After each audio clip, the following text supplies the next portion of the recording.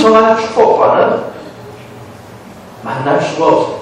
그래서 가난하고 불쌍한 인생이 아닐 수가 없습니다.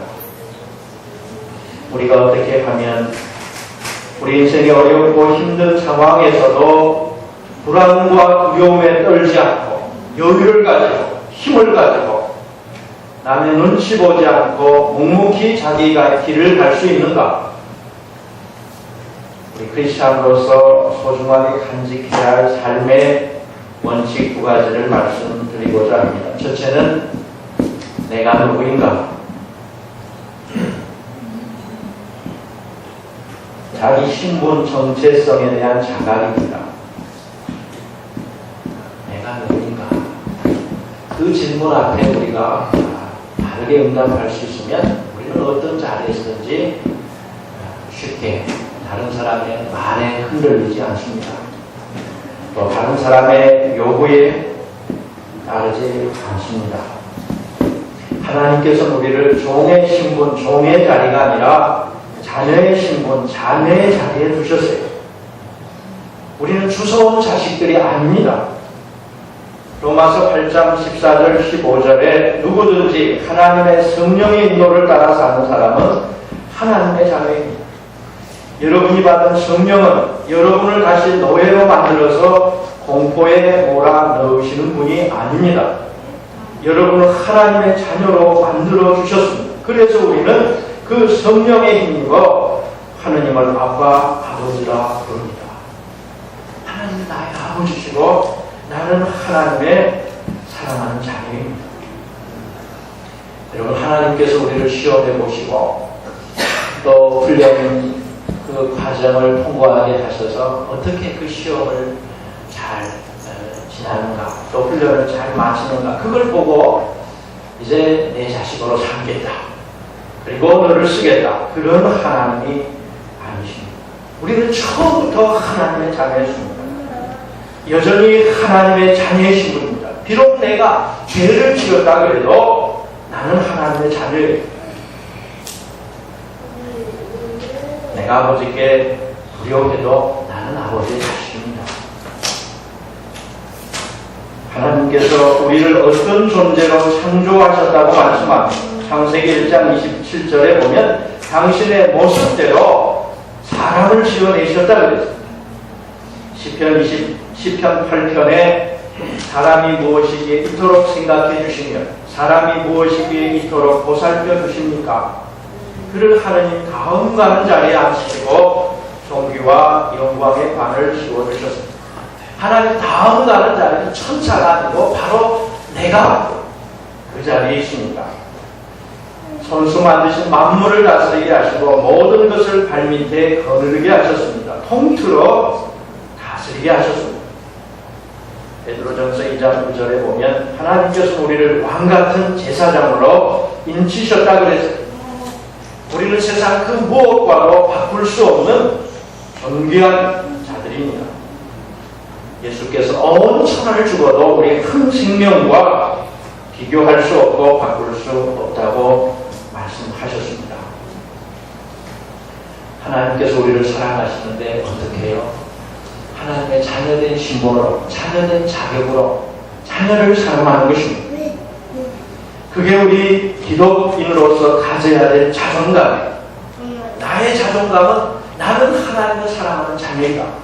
나는 하나님의 사랑을 받기 위해서 나는 태어난다 하는 그 사실을 기억하는 것입니다. 두 번째로 매 순간 하나님이 주시는 복된 메시지를 내 안에서 찾아가는 것입니다. 밖에서 세상에서 다른 사람에게서 찾는 게 아니라 내 안에 보아가 있음을 볼 수 있어야 하는 거예요. 그 눈이 열리는 것입니다. 그 보아는 문제와 위기 가운데서 하나님이 주시는 약속의 말씀. 하나님께서 내 안에 그때그때 필요한 말씀을 주셨습니다. 생명의 양식을 내 안에 풍성하게 주셨습니다. 그래서 우리는 문제를 보지 않고 내 안을 보면서 내면의 소리에 귀를 기울이는 거예요. 그 가운데 하나님의 말씀, 하나님의 약속의 메시지를 내가 들을 수 있으면 우리는 용기를 내고 믿음을 가지고 다시금 나의 자리로 돌아올 수가 있습니다. 그럴 때 우리가 취할 수 있는 게 보다 선명해져요. 예수님 말씀처럼 예할 것은 예할 수 있고 아뇨할 것은 아뇨라고 말할 수가 있습니다. 마음에서 원하는 길을 갈 수가 있다.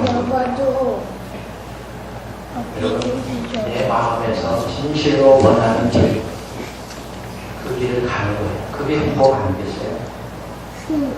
그런 우리를 하나님께서는 불꽃 같은 눈동자로 지켜주신다 약속하고 있습니다.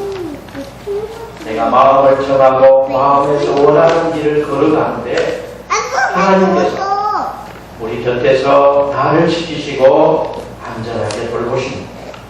시편 121편에 내 발이 흩어질까 야훼께서 졸지 않고 잠들지 않으시고 나를 지키신다.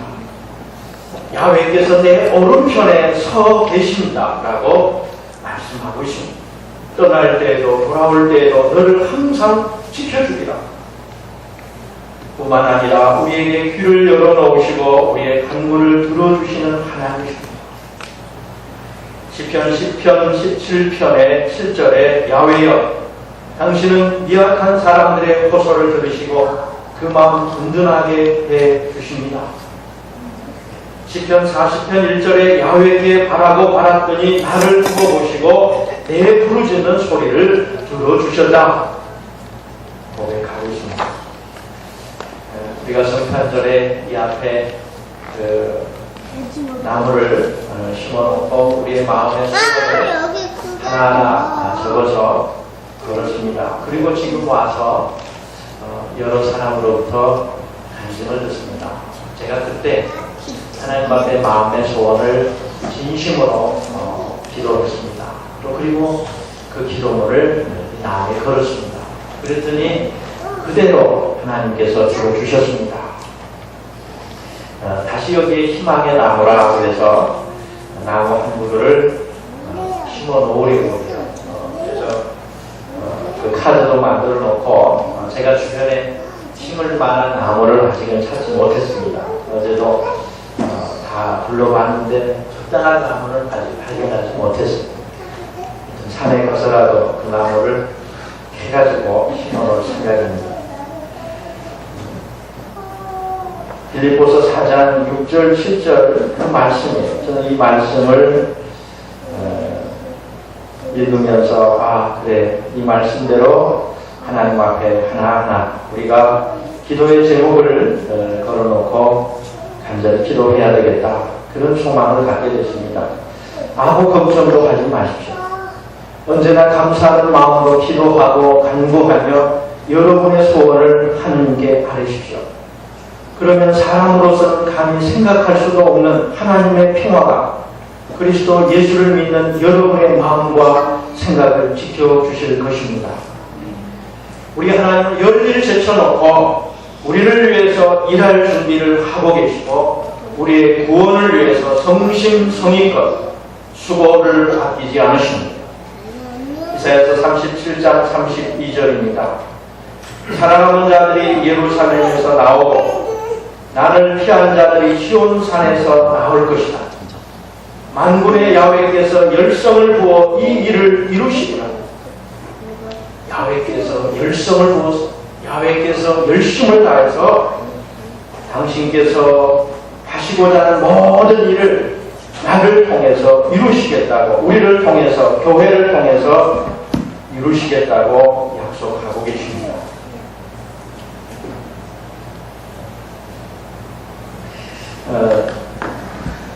그제 어머니 칠순이었습니다. 그래서 금요일날 일찍 가족들과 이제 고향에 가서 어머니 아버지 모시고 저희들이 평산에 동생 펜션 두 개를 잘 좋은 곳을 얻어놔서 그곳에 다 모였어요. 저희가 다 모이면 19입니다. 이제 어머니 아버지 사형제, 자녀들 사형제, 그리고 뭐 손주들 둘, 또 한 집에 셋이 있어서 19이 되더라고요. 정말 제 등치들이 커가지고 바글바글해요. 근데 가서 참 행복했습니다. 함께 모여서 어머니 생신 축하하고 그 아버지 이제 고향에 갔는데 안 가시겠다고 그래요. 아버지는 이제 소도 키워야 되고 소는 누가 키워나가요. 갔다 와라. 그래서 아버지 안 가면 저도 안 갑니다. 그랬더니 이제 주섬주섬 옷을 챙겨 입으시더라고요. 어머니도 당연히 안 가는 걸로 생각하고 소나 봐 그러고 이제 나서려고 하시는데 아버지가 따라 가셔요. 그래서 참 감사했어요. 그리고 가족들이 다 모였습니다. 그날 참 밤늦게까지 이야기를 나누고 예배 드리고 기도하고 또 서로 마음들을 하나하나 들어보면서 어머니 아버지가 살아계셔서 행복하고 또 이렇게 사랑하는 형제들이 든든하게 믿음으로 잘 살고 있어서 행복하고 자녀들이 하나같이 건강하고 밝게 자라가고 있어서 참 뿌듯하고 감사했습니다. 저희 집은 예수 믿는 집이 아니었어요. 그래서 제가 신학하면서도 그런 어려움이 많이 있었습니다. 근데 이제는 다 하나같이 예수를 믿고 또 여동생도 그 시댁에 들어가서 가족을 다 예수 믿게 하고 얼마나 그런 은혜가 감사한지 몰라요. 그런데 저는 맞이잖아요. 맞습니다. 그래서 무슨 행사가 있을 때마다 그동안은 제가 주도적으로 했어요. 제가 할 수 없는 형편이라도 빚을 내서라도 하여튼 그렇게 허세를 부렸어요. 그런데 이번에는 그러고 싶지가 않았어요. 언제부턴가 제 마음에서 그냥 있는 그대로 살자. 허세 부리지 말자. 거칠해하지 말자. 그게 제 마음에서 자꾸 이렇게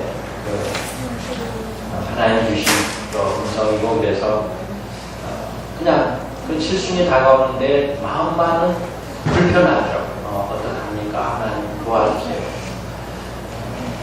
그리고 저는 아무것도 하지 못한 채 있었습니다.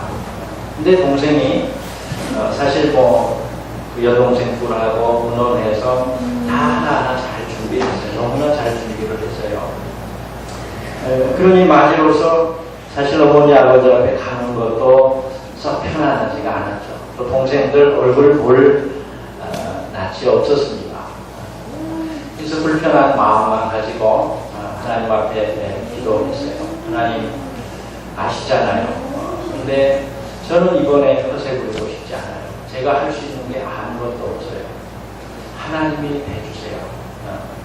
제가 목사님을 아시잖아요. 하나님 목사로서 체면 상하지 않았으면 좋겠습니다. 힘들어하는 아내를 보는데